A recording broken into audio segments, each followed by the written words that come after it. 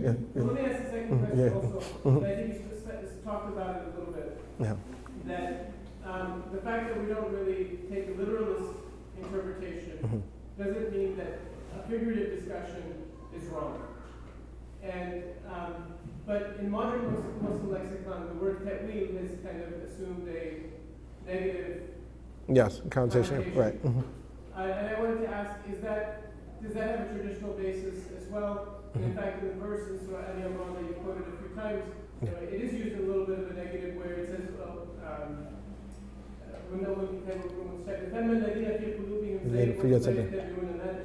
ابتغاء فتنة وابتغاء تأويله. Right. Yes. Yes. Right. So, we have to make a distinction between two types of ta'wil, right? So it is true that there is a historical basis for the negative views about ta'wil, or seeing ta'wil as a negative, as a bad thing, right? That in itself, but it more so originates amongst the Hanabila, right? So if you look at the four schools, we started talking about the four schools, and the three schools, Shafi'i, Maliki, and the Hanafi schools, that issue of ta'wil was an unproblematic issue, right? But if anything, it was a necessary aspect of language. You can't deny ta'wil, everyone does it, right? But the Hanabila had a specifically negative opinion about ta'wil with respect to the sifat, the verses, the attribute verses in the hadith. We call it akhbar idafiyya, what Ibn Jawzi calls al-akhbar idafiyya. But it was specific for that. Yeah, they had an issue that you can't do ta'wil of those things. But when it came to fiqh, there was all types of ta'wil, but the difference is that they didn't call it ta'wil. They refused to call it ta'wil because they knew if they called it ta'wil, then that would, undermine their claims that ta'wil was something haram or something is madmoon, blameworthy, right? So Ibn Taymiyyah, for instance, in his books, you'll find that when he's challenged on the area that the hadith ayat, when he does ta'wil, they say that's a ta'wil, and he'll say no, this is zahirul lafz, this is the apparent meaning of the verse, right, or the apparent meaning of the statement, right, instead of calling it ta'wil. And so ta'wil fundamentally is to utilize a word in an unconventional way, that to actually istima'ul lafzi fi ghayri ma wudi'a lahu aslan, to utilize a word in a way that it was not intended, right, originally. So anytime again, when we're talking about hand, it's a pseudo-explicit meaning that when they first made invented the word that it meant one thing, but then they started to utilize it in metaphorical or figurative applications. So to do that, when I utilize it in its figurative sense, that's a ta'wil. That's called ta'wil, figurative interpretation. So for instance, Ibn Taymiyyah, rahmatullahi alayhi, when he actually was commenting on the hadith of the slave girl, where it says that the Sahabi slapped her and brought her to the Prophet ﷺ, and then asked him, should he set her free? The Prophet, the first question was, Ain Allah, where's God? And her response was, Fis sama, in the sky or in heaven. And so Ibn Taymiyyah comments on this hadith in his Majmu' Fatawa, and he actually says, Fis sama means one of two things. Either it means ala sama, over the heavens, over heaven, or it means fil ulu. It means in a position of highness, right? Right, exactly, position of highness. So Ibn Taymiyyah does a ta'wil. This is ta'wil. It's because fi means in, mean to be inside of something, to be contained. So the slave girl saying God is in the sky or God is in heaven mean that God is contained by his creation, within his creation in heaven. And Taymiyyah saw the problem in that. So he says, no, fi has to mean either ala, over, because then it puts God outside of the creation, right? Or fil ulu, or in a position of highness, right? Just the general sense of highness, above something, aboveness itself, because that's the only way that you can reconcile this. So he does a ta'wil, but refuses to call it ta'wil. So it's a play with words, and this is fundamentally the problem, is that if we're having a conversation with a traditional Hanbali like Ibn Taymiyyah or a modern Salafi on this issue, that a Salafi may say, okay, yeah, I believe that the hand is real. This is a real hand. And then we will respond, okay, well, real hand is this. right? And the real hand is a limb, it's an extremity, it's a tool, so God needs a tool, So they will acknowledge that no, it's not an extremity, it's not a tool, but it's a hand, but it's a hand unlike other hands, right? But I'll respond, okay, well, if it's unlike other hands, then that's a metaphorical hand. Right, because this is a real hand. This is what I know to be a real hand linguistically, and anything other than this is a metaphorical hand. But once you say there's a metaphorical hand, they say, no, you can't say that. Okay, so we were in agreement at one point. So it's like, I was like, listen, I'm good, I'm cool. If you say this is a hand unlike hands that any other hand that exists, I'll be cool. MashaAllah, we're on the same page. But once I say, that's a metaphor, they say, no, you can't say that. Because it's a real hand. They said, well, it can't be a real hand because this is a real hand. So we're running around in circles. So it's a very challenging issue with certain people. So it comes down to terminology. Again, the three schools, ta'wil was unproblematic. And then coming to the verse itself, in the verse, ta'wil doesn't mean the same thing that they're condemning. Ta'wil in the verse doesn't mean figurative language, figurative meaning. That's not what it means in that verse. That ta'wil in the verse actually means ma'na, meaning. That's all it means. It means meaning. No one knows its meaning except for Allah, right? Because you look in any dictionary, Arabic dictionary, ta'wil, what are the synonyms of ta'wil? Ma'na, al-madmun, al-fahwa, right? It means the meaning. No one knows the meaning of the verse except for Allah, right? The meaning. That's all the word means, because ta'wil means its origin is derived from awwala, which also goes back to ala, which means to return back to something.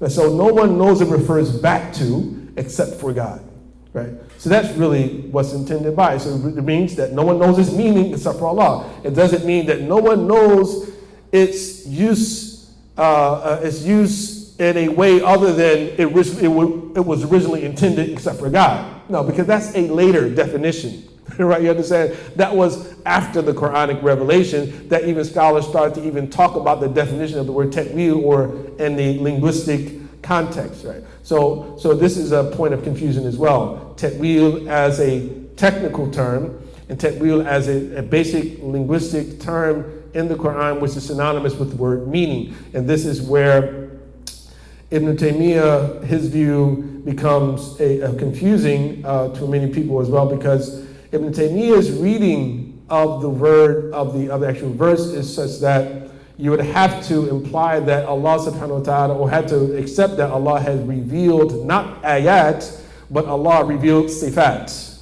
هو الذي أنزل عليك الكتاب منه آيات محكمات هن أم الكتاب وأخرى متشابهات. Because Ibn Taymiyyah says the meanings, the ma'ani of these sifat are ma'luma. They're known. He actually acknowledges that we know what these words mean, these sifat. But the aspect which is unknown is what he calls the kayfiyah of the sifat. The modality, the howness of the attributes is unknown, right? But Allah subhanahu wa ta'ala didn't reveal sifats. He revealed ayat, right? So some of the verses are clear and some are unclear. So it's not like Allah, He sent down some clear sifats and some unclear sifats. No.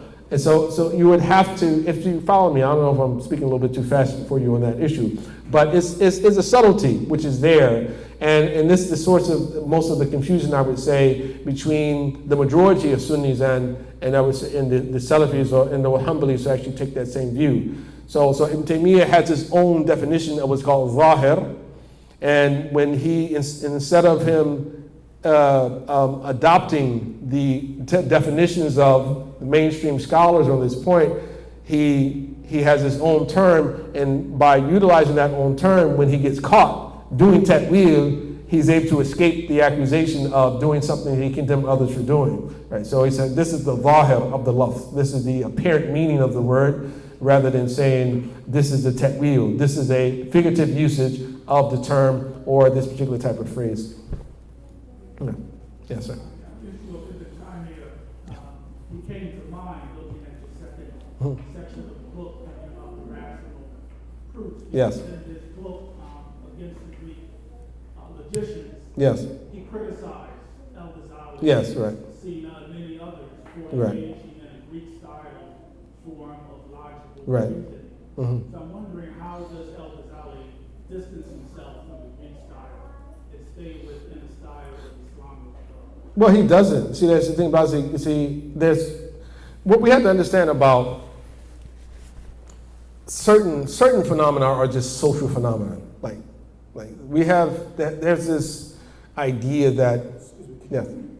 Right.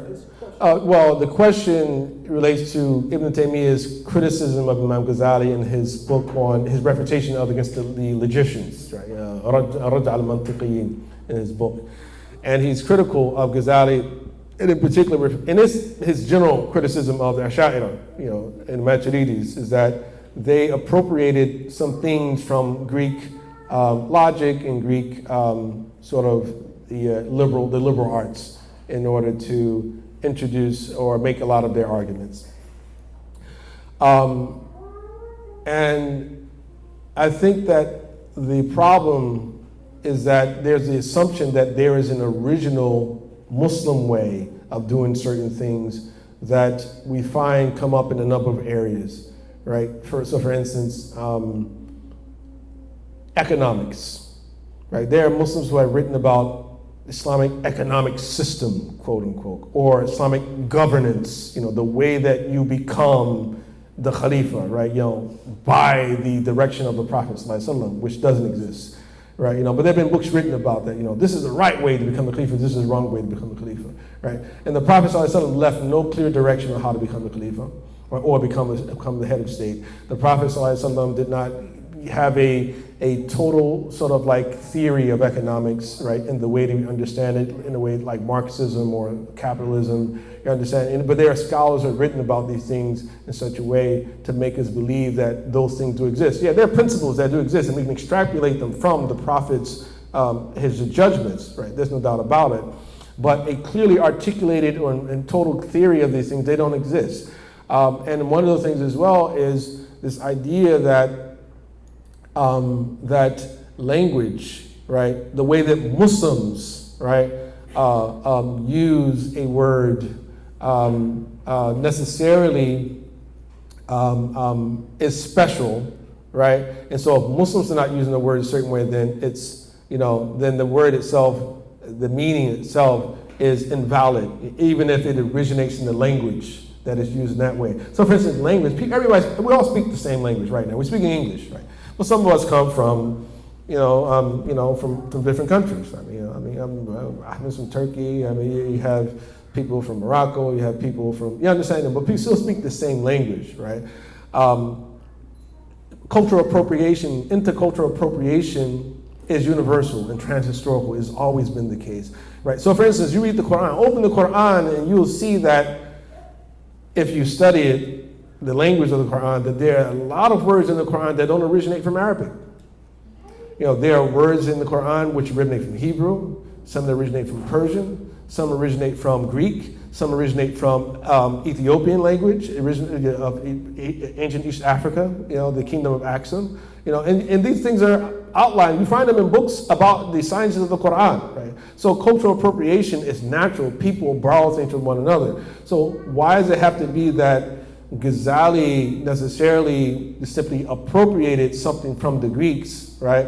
Or why can't it simply be that it's a universal phenomenon? That the conclusions that he comes to are based upon universally shared ideas and concepts, between people. Of course, some of them may be unique from some cultures and introduced into others, but others may not be. They may be sort of universally shared. So I think that this is one problem that comes up, that develops when we're dealing with these types of issues, is that Muslims sometimes think that there's like this special Muslim Arabic, right? And this is one of the arguments that Ibn Qayyim al-Jawziyya utilizes, for instance. So the Ash'aris would say that kalam, the word kalam or speech, is of two different types. One type is we call kalam al-nafsi and kalam al-lafzi. There's a kalam which is speech, which is really, it is rooted within the person, right? It is what you feel, what you think before you articulate yourself. So articulated and unarticulated speech. Kalam al-nafsi is unarticulated, and kalam al-lafzi is articulated speech. So two types of speech. And the reason why they make this distinction is that they want to ensure that when we describe Allah's speech, that it is different from human speech. Right, so if human speech is characterized by letters and sounds, they say that Allah's speech is not characterized by letters and sounds. Right? So there's one type of speech is befitting Allah's majesty, and another type of speech is not, because it's like His creation, the speech of His creation. And so what they usually would quote is a couple of verses of poetry by a Christian Arab known as Ibn al-Akhtal, where he said, إنما الكلام لفي الفؤاد وإنما جعل اللسان على فؤاد دليلا. That speech is only that which is in the heart. Speech is what you feel in the heart, and while the tongue has been made nothing more than a guide to what's in the heart, right?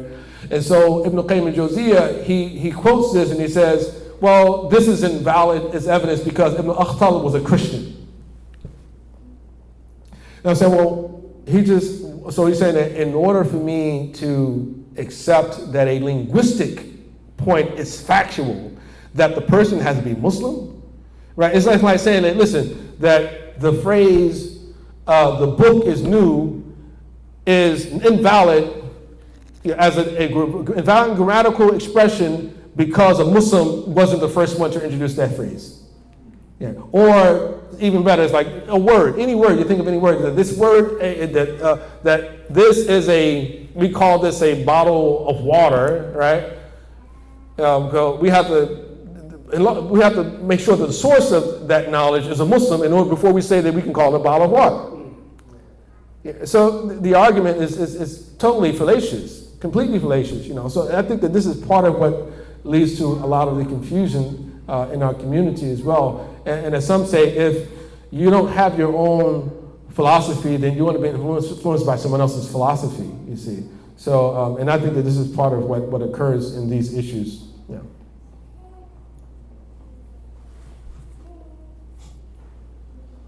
Sorry to get so technical, but it's... yeah. But again, it teaches you. It's like, no, leave it alone. That's why you leave it alone. Now, I think part of what Ibn Taymiyyah was concerned about was that he makes it clear it's Platonic forms. He's talking about Plato coming to these sort of methods to define concepts, and that would be the universal concept. And I think he was criticizing that, sort of idea of applying that approach to the Holy Quran. Well, I said, and he gives examples where he talks about alcoholic beverages being inebriating and so forth. Right. That's not going to apply universally. So his point is that there's particular concepts that are rooted in Islam. And so we can't use this sort of formal reasoning that's going to be universal for everyone.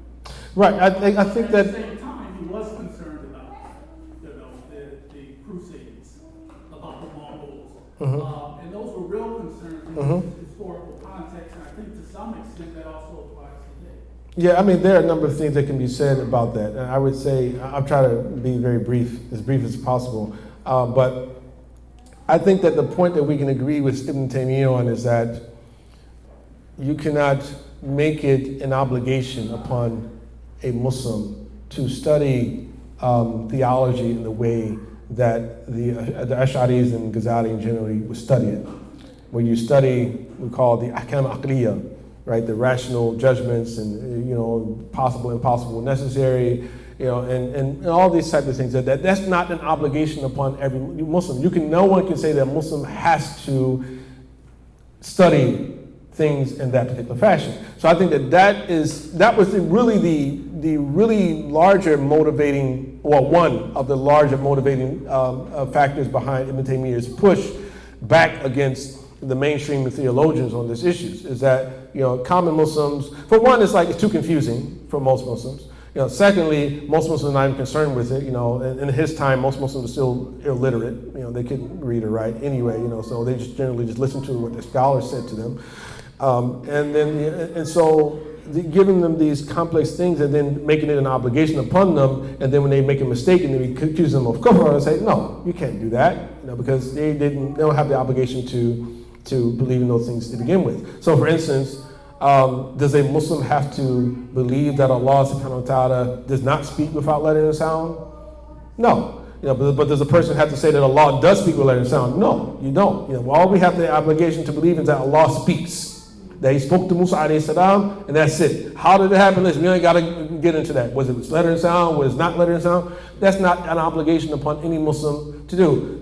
But you understand. But what happens when you sort of appropriate someone's epistemology and their philosophy, then naturally you incline towards the conclusions that are built off of that particular philosophy, and that will happen. So I think that we can agree with Ibn Taymiyyah on that the common Muslim should be spared the burden of having to go into that detail. But on the other hand, I would say that Ibn Taymiyyah is contradictory in that on one hand, you can't be against philosophy and at the same time indulging in philosophy. You see, and I think that this is one of the problems with some of his conclusions as well, is that, because he himself resisted being a philosopher and he became a somewhat philosopher, right? But became errant in a number of areas because of it, because he didn't embrace it. He didn't give it the time to really fully understand and comprehend it. Then add on top of that,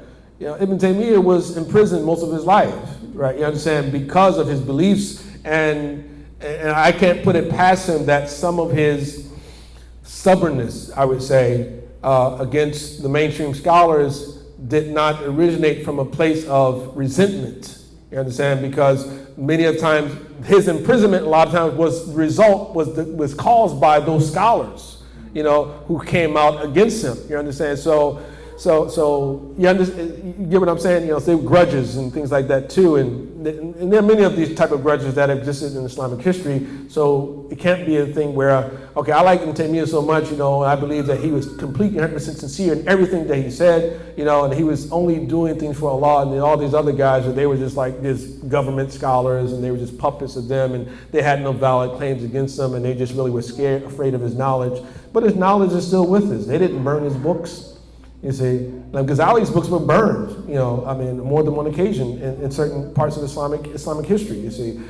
But you understand, there's just so many things that are involved there. So we have to take the ulama with their flaws, take what's good and leave what, is inconsistent. And if they make a mistake, it doesn't make them less of a man or someone who is unworthy of taking benefit from. And I read Ibn Taymiyyah's works all the time. He's had very beneficial works. As a matter of fact, I have a book coming out, that is translated of his, Raf' al-Malam an al-A'immat al-A'lam, removing blame from the distinguished imams. And he's actually defending the four imams, right? He's defending the four imams and explaining that anytime you encounter them contradicting the hadith, then it was for one of these reasons, this or this or this reason. Three basic reasons, and then and they would adopt one of those three reasons for one of these 10 causes, right?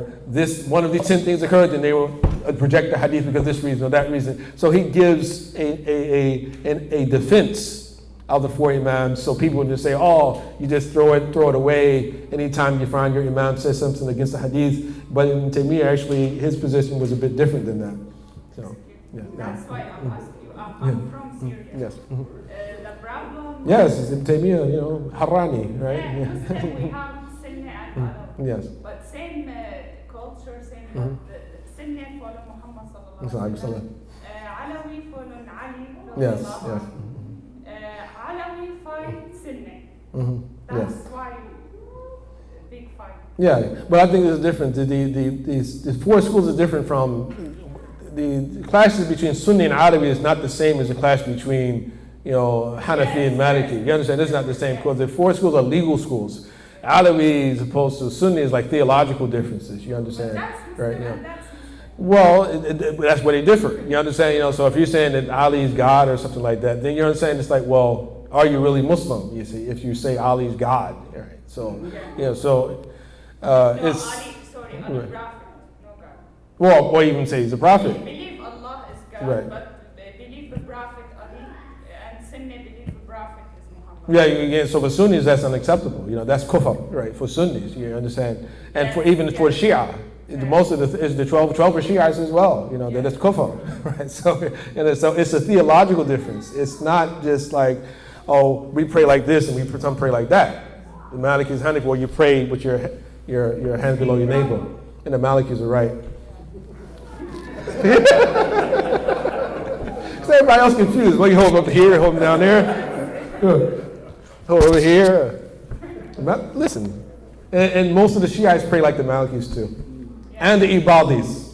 Okay. So a lot of Muslims. It's not just the Malikis that pray like that, and it wasn't because Imam Malik was tortured that he prayed that way. It had nothing to do with it. But that's for killing. Yeah. Well, that's different. Again, the whole killing thing, that's a totally different issue. But again, usually that originates from theological differences. And when people start to accuse one another of kufr, and they believe that if you're an apostate, then you're supposed to be killed, or your blood is halal. That's a problem. That's a problem, definitely a big problem. But again, there's a difference between the differences between the four schools and between Alawi and Sunni. Right? There's a big difference between those two things. Yeah. When can we expect that book? Which one? Inshallah, later this year, a couple months, inshallah. Yeah. Anyone else? Yeah. I actually enjoy the Q&A part, personally. Yeah. All right. Yes, tafadhal. Anything else? Any other questions, comments, statements? Because before we leave, I'd like to just say a few brief words about the Lamppost Education Initiative and some of the things that we're doing, inshallah. And if we're finished, we want to make sure everybody got any questions that they have, anything they understand. I'm going to make this. No, we got a couple more. Respect to the principles that you mentioned earlier, and those apply specifically to the attributes, right? Can they apply to any other concepts besides the attributes? Well, Ghazali wrote it specifically related to the attributes, but it could definitely apply to other aspects. Well, not all of them. Some of them could apply to, like for instance, like qadar, right? For instance, an example of that. And that's when Imam Shafi'i talked about kalam. He usually is talking about qadar, right? The divine decree. So he would forbid people from indulging in kalam, which usually is a reference to talking about whether or not we have a fatalistic tradition, or if we have absolute freedom, or more important than that is, how does Allah know before it happens? Right? You understand? That's above our pay grade. It's not something that we need to be concerned about, right? And we would likely never know, right? I don't know about the next life, but definitely in this life, I don't believe we ever know how Allah knows something before it occurs. So he would tell his students, he would tell them to study fiqh, but don't study kalam. He said, because if you study kalam, people say kafarta. They say you're a kafir, committed kufr, right? When you study kalam. But if you study fiqh, people only say akhta'ta, you made a mistake. You understand? So it's the big difference. You're no longer a Muslim, right? And you made a mistake. Fix that error. But he was really talking about qadar when he said that. He was indulging in those type of issues because, among others, he indulged a little bit in other matters of kalam as well. But there was a general concern for the state of the community that the ulama had here. And this is why you've had these type of books, and you find statements like Imam Malik's statement or Imam Ahmad bin Hanbal's statement, because they understood that these are things that it required a lot of study to really grasp it on. Even you may not even grasp it completely, with a lot of study, you see. So